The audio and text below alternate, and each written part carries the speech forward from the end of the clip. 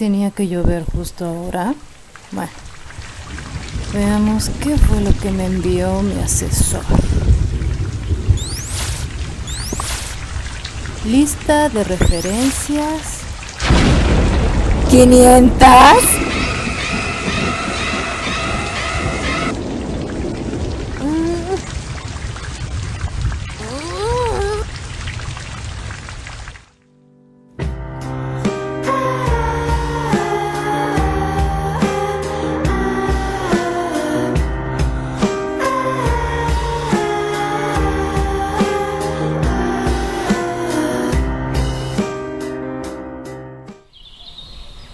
Día 1.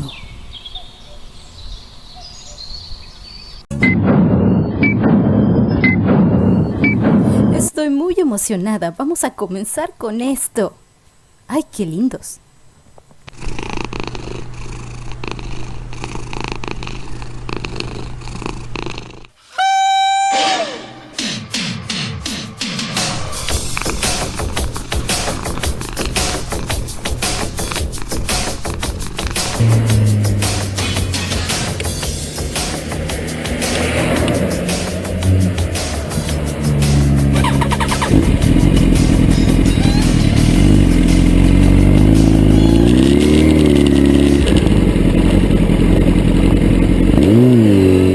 Veamos. Primero tengo que ir a la biblioteca.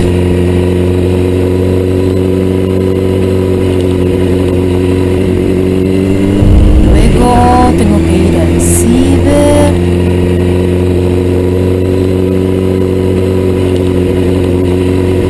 Primero tengo que ir a la biblioteca. Luego tengo que ir al ciber.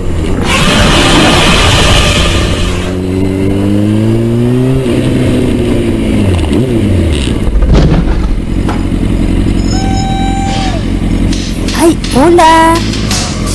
¡Ay, perdón! ¡Ay, también tengo que pasar a la biblioteca! Tengo que imprimir algo en el ciber. ¡Ay, tengo que sacar unas copias también!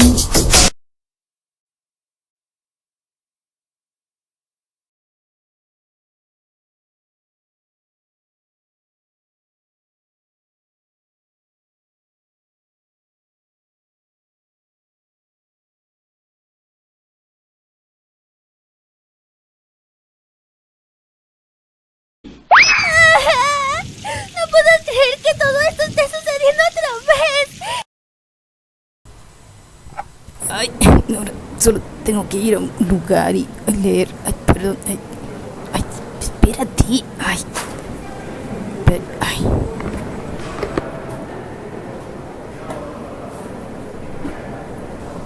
¿Cuál era el primer tema? ¡Ay, sí! La Nueva España. Veamos.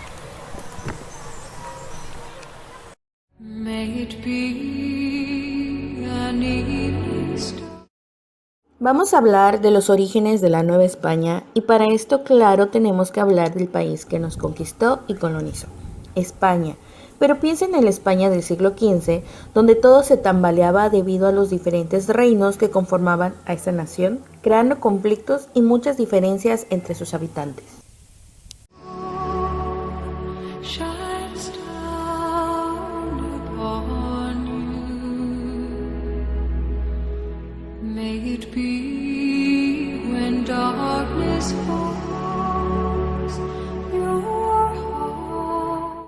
En ese entonces, dos de los reinos más influyentes y poderosos eran el Reino de Castilla y el Reino de Aragón, con sus respectivos representantes, Isabel de Castilla y Fernando de Aragón, que tuvieron la idea de casarse porque la unión hace la fuerza. Pero esperen, que no era tan sencillo el asunto. Resulta que ellos eran primos.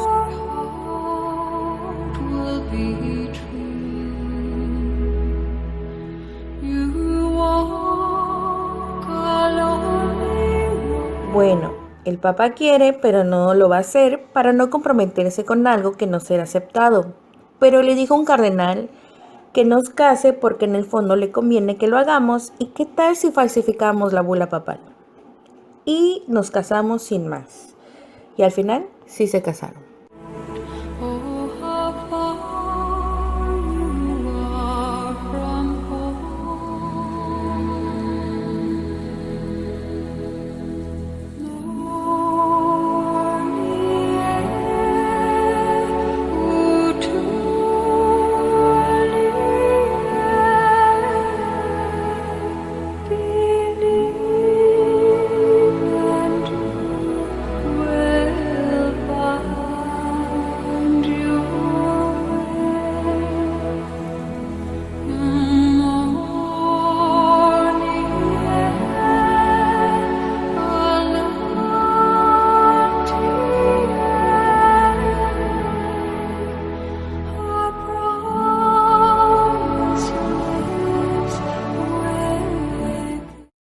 Hasta aquí lo que tenemos que saber es cómo dirigirnos a ellos dos. Ella era Isabel I, Isabel de Castilla, Isabel la Católica. ¿Pero por qué la Católica? Al parecer, el Papa de ese entonces, Alejandro VI, los nombró los Reyes Católicos. Cabe mencionar que al ser Isabel fervientemente católica, era de esperarse que toda España se consideraba al catolicismo como la única religión aceptada, ocasionando la expulsión de todo aquel que no fuera católico, como los musulmanes y los judíos. Una vez iniciada la consolidación de España, al menos como dinastía, llega al reino un navegante italiano. Cristóbal Colón. Él quería descubrir una ruta naval para llegar a Asia por el oeste, ya que el comercio europeo con el Extremo Oriente era extremadamente lucrativo, pero necesitaba patrocinio para lograrlo. Después de varias negativas, y aunque España pasaba por una crisis económica, la reina Isabel I decide apoyarlo, dándole sus embarcaciones las 3 carabelas, de creación portuguesa y consideradas las más avanzadas en su época. Sin embargo, no tenía cómo costear una tripulación. Se dice que todos los que acompañaron a Colón en su viaje marítimo eran personas que no implicaban ningún costo al reino español, ladrones, asesinos, mendigos de las calles y todo lo que las cárceles podían ofrecer. Después de poco más de 2 meses en alta mar, Colón descubre América, lo que sería el primer paso al origen de la Nueva España. Hablaremos ahora de la descendencia de los reyes católicos. Tuvieron en total 5 hijos, pero debido al fallecimiento de sus hermanos mayores, es la princesa Juana quien sería la sucesora en el trono de Castilla y de Aragón. A ella nos dirigiremos como Juana I, Juana de Castilla y Juana la Loca. ¿Pero por qué le decían la Loca? Bueno, pues fue debido a una serie de conspiraciones familiares y los problemas mentales acarreados aparentemente por su bipolaridad y depresión, además de los constantes celos hacia su marido, del que estaba enamorada apasionadamente. La princesa Juana I contrae matrimonio con el archiduque de Austria, Felipe, apodado el Hermoso. Era de todos conocido que Felipe y su suegro, el rey Fernando de Aragón, no simpatizaban.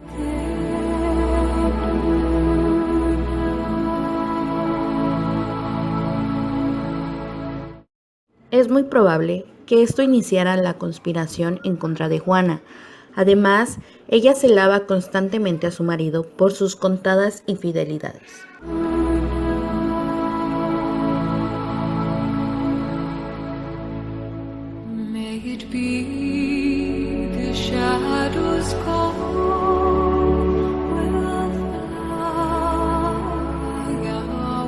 De todos los hijos que tuvieron, el más importante por ser el primogénito varón fue el príncipe Carlos. Nacido en 1500, aparentemente nació en un baño durante una fiesta en un palacio. El fallecimiento de la reina Isabel I en el 1504 y la fragilidad emocional de Juana provocaron el desagrado de su padre, ya que en su testamento la reina Isabel I estipuló que si bien la heredera del trono era su hija Juana, era el rey Fernando quien administraría y gobernaría Castilla en su nombre, al menos hasta que el infante Carlos, primogénito de Juana, cumpliera 20 años.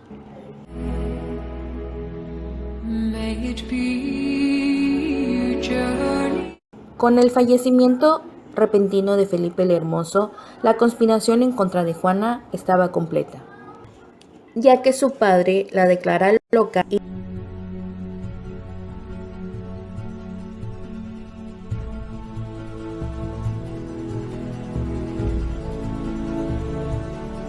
decide encerrarla en un palacio para poder gobernar en solitario, al menos hasta que su nieto Carlos pudiera ocupar el trono.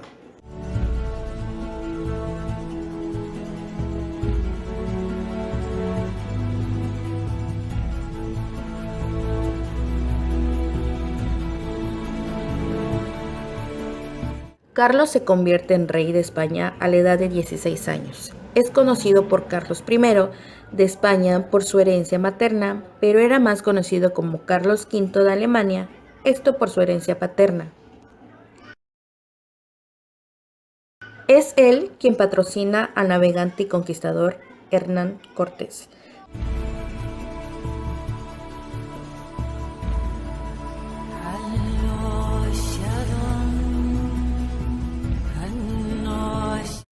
Quien logra la conquista y colonización de la Nueva España.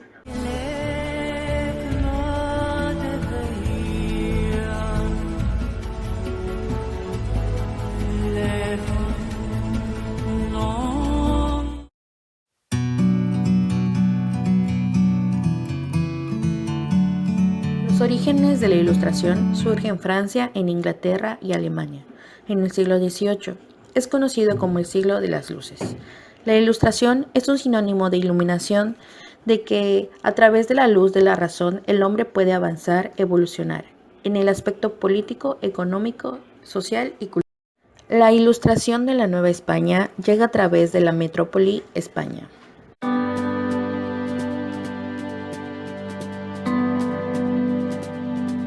Lo que caracteriza al modelo de la Ilustración es su espíritu modernizador, algunas de las cuyas notas definitorias podrían enunciarse así: secularización de la vida general, diversificación productiva y actualización cultural y educativa. En el interior de los colegios de la Compañía de Jesús que existieron en la Nueva España, vemos surgir un importante grupo científico y filosóficos ilustrados.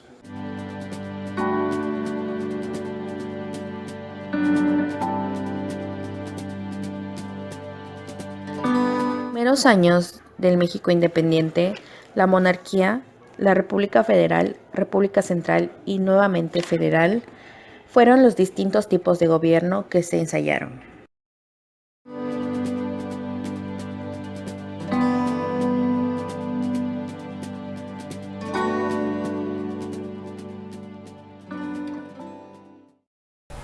Listo con el primer tema.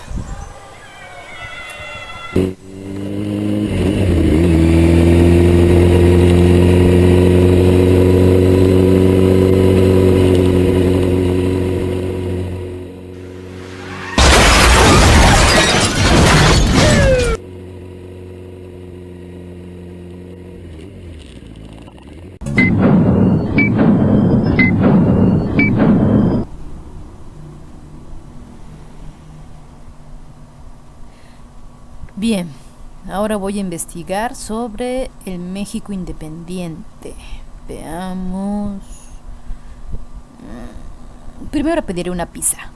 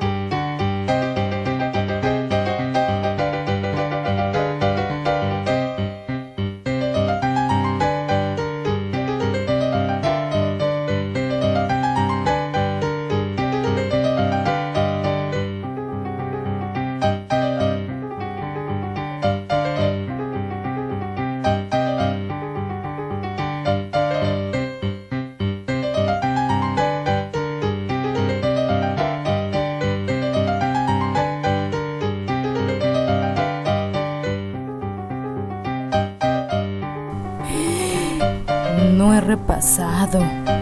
Bueno, después de la película. Clásicos del Séptimo Arte es presentado por Croquetín, el alimento ideal para su gato exigente.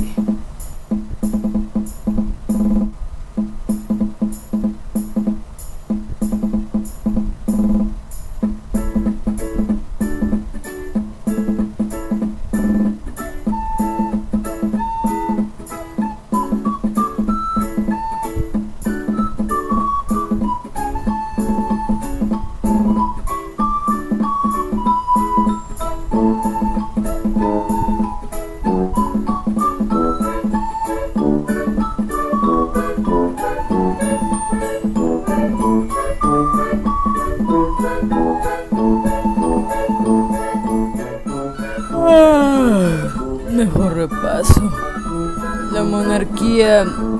¿Estará barato el croquetín? Se ve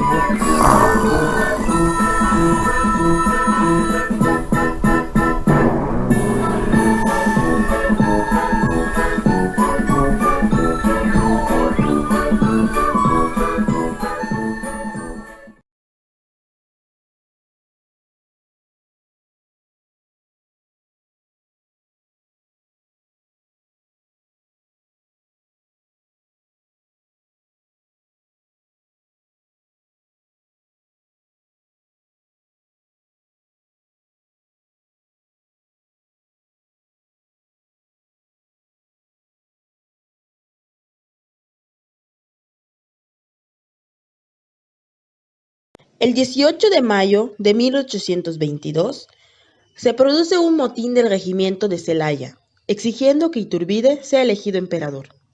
Bajo esta presión, a la mañana del día siguiente, el Congreso proclamó emperador a Iturbide, que fue coronado con el nombre de Agustín I. La coronación de Iturbide como emperador tuvo lugar entre gran pompa y circunstancia el 21 de julio de 1822. Sin embargo, fue derrotado por la Revolución de Casamata, encabezada por Antonio López de Santa Anna, y abdicó el 19 de marzo de 1823, abandonando el país después de reinstalar el Congreso.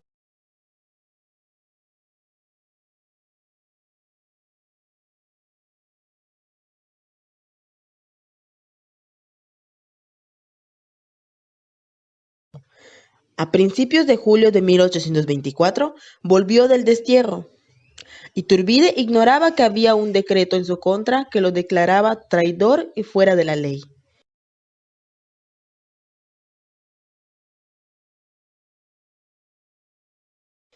Y una sentencia de ejecución pendiente.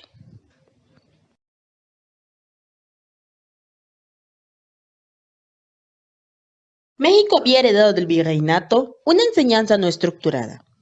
En este tiempo, la profesión de maestro se ejercía en muchos casos de forma independiente, y los ayuntamientos y padres de familia contrataban profesores particulares para básicas como lectura, gramática, escritura y aritmética. Además, era obligatoria la enseñanza de la doctrina cristiana y se instruía ocasionalmente en algún oficio. Eran los ayuntamientos quienes otorgaban las licencias a los profesores y autorizaban el establecimiento de las escuelas. La mayoría de los maestros estaban poco preparados. A veces solo sabían leer y escribir y tenían conocimientos elementales de la aritmética. Y la educación no era la más adecuada.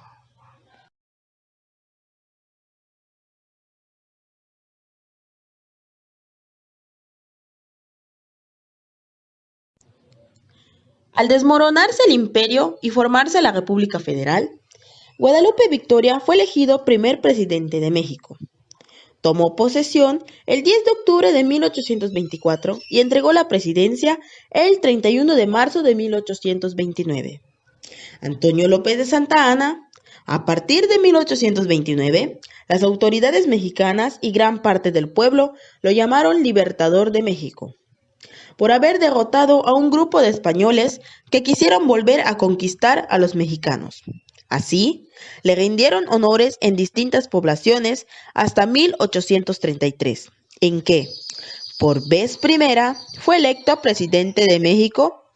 En 1836, se sintió con fuerzas suficientes para frenar los intentos de los habitantes del estado mexicano de Texas de separarse del resto del país. Sin embargo, fue plenamente derrotado y capturado.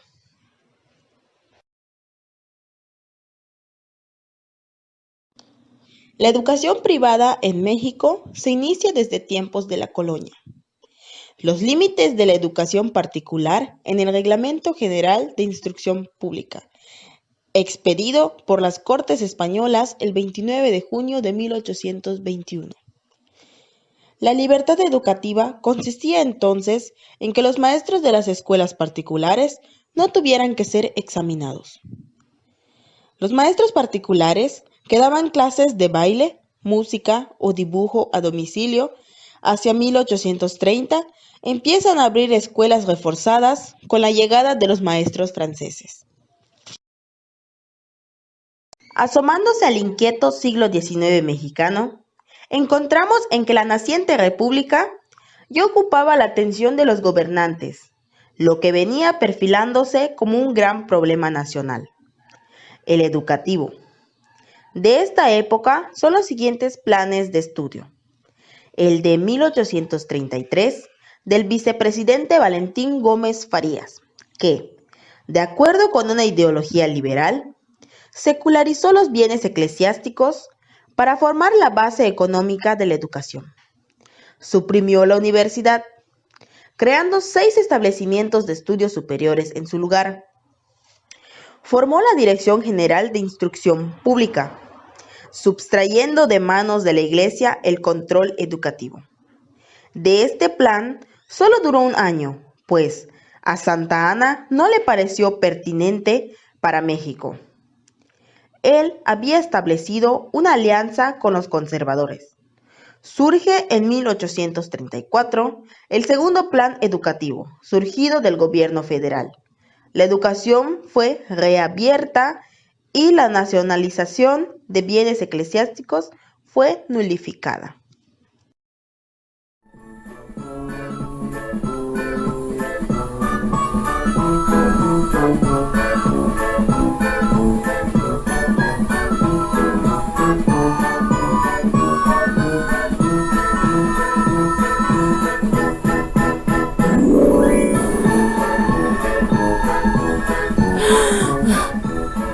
Me quedé dormida.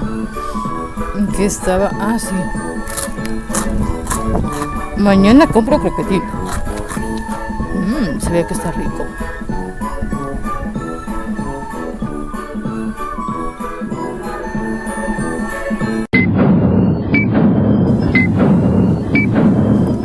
Ay, ojalá logre avanzar a algo el día de hoy.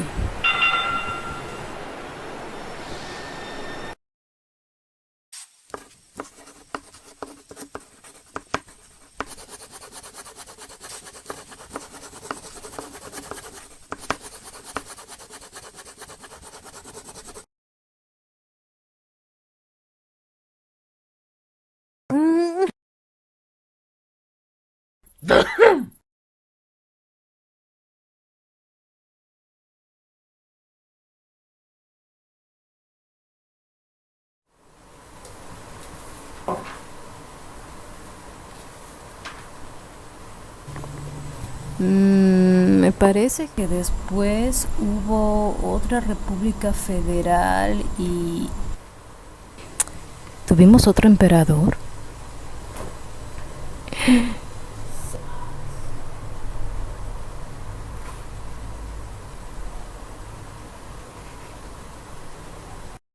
República Central, 1836-1846.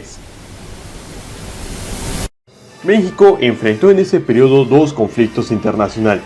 La primera intervención francesa, provocada por reclamaciones económicas de súbditos franceses al gobierno de México. Y la intervención estadounidense en México, como consecuencia de la anexión de Texas realizada por los Estados Unidos. La república fue gobernada por 11 presidentes. Ninguno completó su mandato durante este periodo. El tercer plan educativo de la república se crea en 1843. Surge del gobierno central. La universidad sigue subsistiendo, pero ya no se imparten clases. Únicamente se otorgan títulos a través de ella. ¡Oh my God! En ese periodo es digno de mencionar el decreto de Santa Anna, en el que, por primera vez en la legislación mexicana, se ordenó que la educación primaria fuera gratuita y obligatoria. Quiero que la educación primaria sea gratuita y obligatoria. Pero señor presidente, He dicho. Segunda República Federal, 1846-1867. Un levantamiento conservador provocó la Guerra de Reforma, durante la que Benito Juárez asumió la presidencia de la República, 1858. ¡Bravo! ¡Bravo! ¡Qué guapo está! ¡Qué guapo está! Durante su mandato se constituyen las bases del Estado mexicano moderno: confiscación de los bienes del clero, nacionalización de la tierra y separación iglesia-estado. El cuarto plan de estudios, creado en 1854, emana del gobierno central.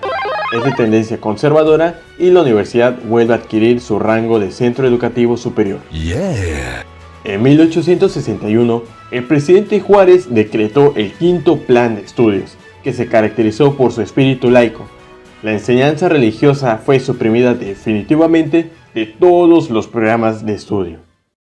¿Sabes? Exijo suprimir lo religioso de lo educativo. ¿Qué piensas? Perfecto. Pues eso voy a hacer. Va a ser el quinto.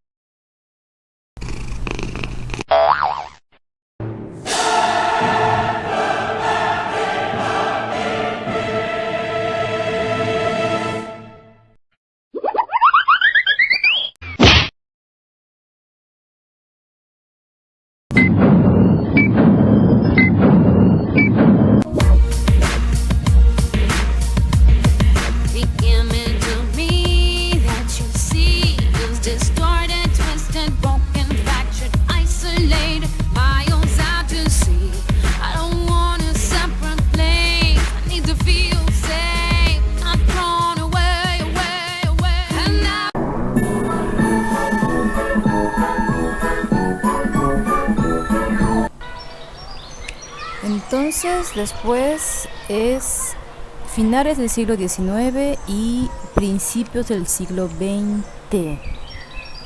La ilustración surge en Francia, pero ¿qué más?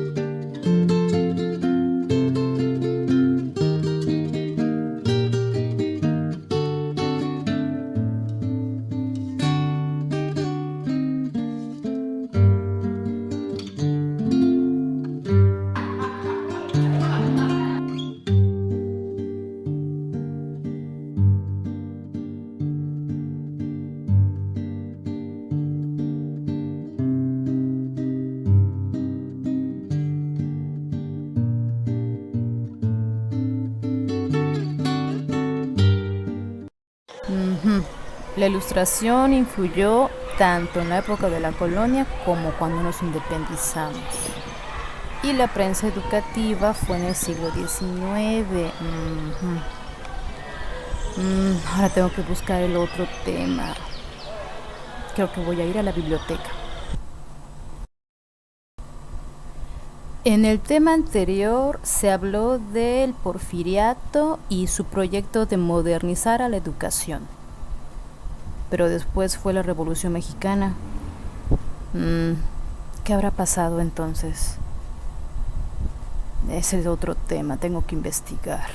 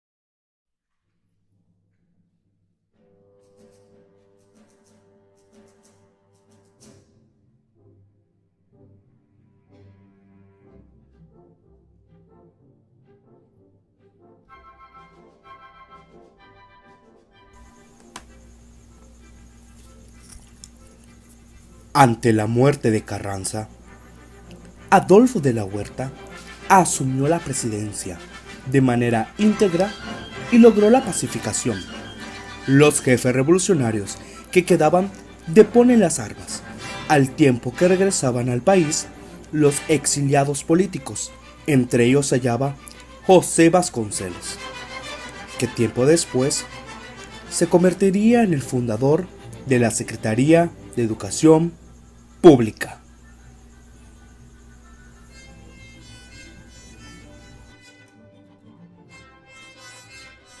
En el campo educativo fue notable. En 1921 creó la Secretaría de Educación Pública, hecho que tiene una gran importancia, pues desde que Carranza suprimió la Secretaría de Instrucción Pública y Bellas Artes, la educación corría a cuenta de los municipios, escasos siempre de recursos, para realizar una labor eficaz en ese rubro. El primer titular de la SEP fue José Vasconcelos. Su visión de la educación era nacionalista e integradora, tanto del mestizo como del indígena, por lo que formó un verdadero sistema educativo nacional.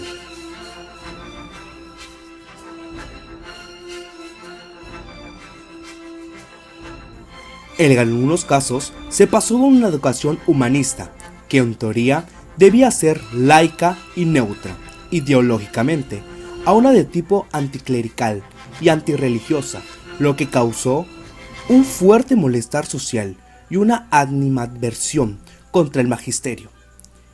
Es por ello que durante la Guerra Cristera en 1926-1929, algunos maestros fueron atacados, mutilados y hasta asesinados a causa de que fueron vistos como agentes al servicio del gobierno de Plutarco Elías Calles, que era abiertamente hostil a la religión católica y cuyas leyes limitaban estrechamente a la Iglesia.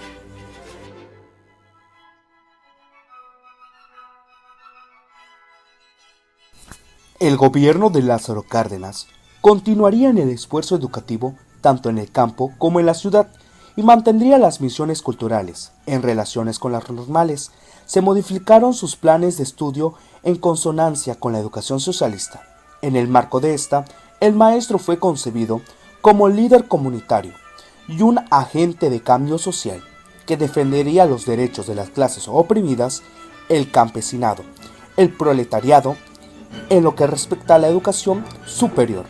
El gobierno cardenista fundó en 1937 el Instituto Politécnico Nacional, que tuvo como primer fin la información de cuadros técnicos para el naciente proceso de industrialización del país.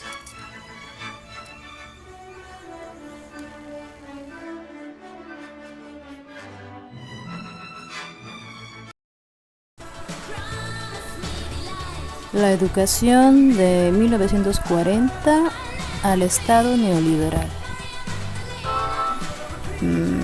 Es empezando con Manuel Ávila Camacho.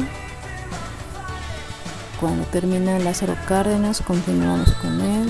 Veamos. Y a partir de él es Miguel Alemán Valdés, Adolfo Ruiz Cortines, Adolfo López Mateos, Gustavo Díaz Ordaz.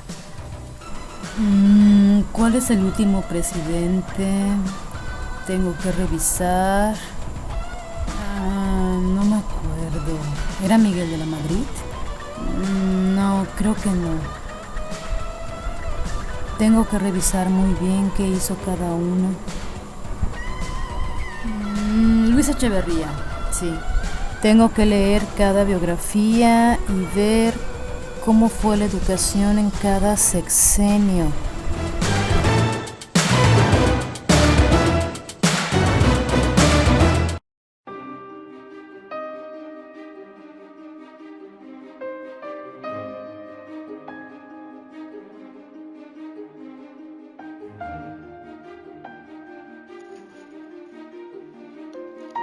La educación de 1940 al Estado neoliberal.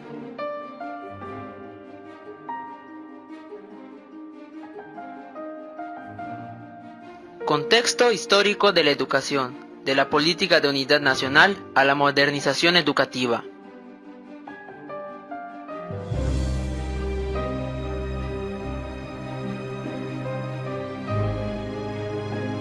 Manuel Ávila Camacho.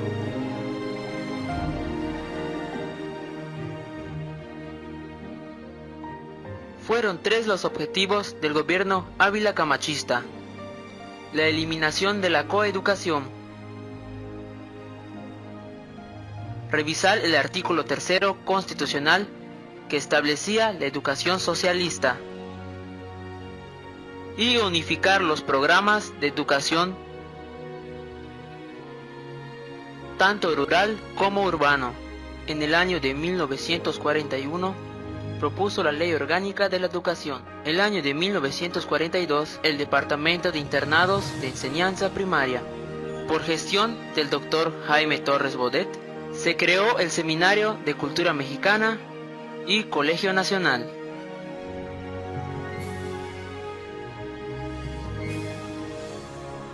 En el año de 1994 se crea la Ley contra el Analfabetismo y la Comisión Revisora y Coordinadora de Planes Educativos y Textos Escolares. Miguel Alemán. Miguel Alemán apoyó a la creación de escuelas. Se planeó y se construyó la ciudad universitaria.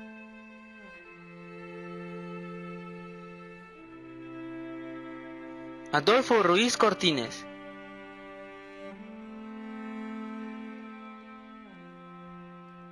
Su gobierno favoreció a la construcción de escuelas.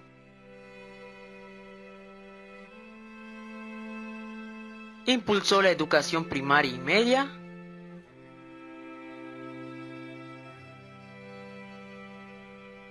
Impulsó la educación politécnica y universitaria. Equipó las instalaciones de la UNAM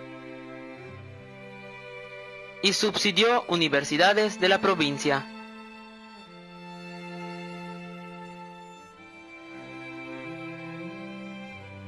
Adolfo López Mateos.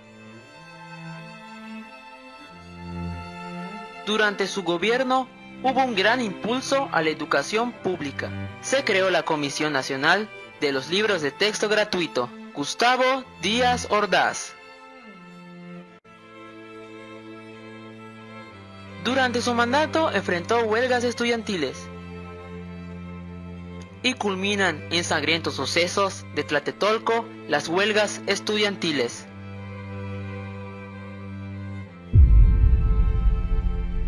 Luis Echeverría Álvarez organizó la Universidad del Tercer Mundo, la cual fracasó por falta de apoyo.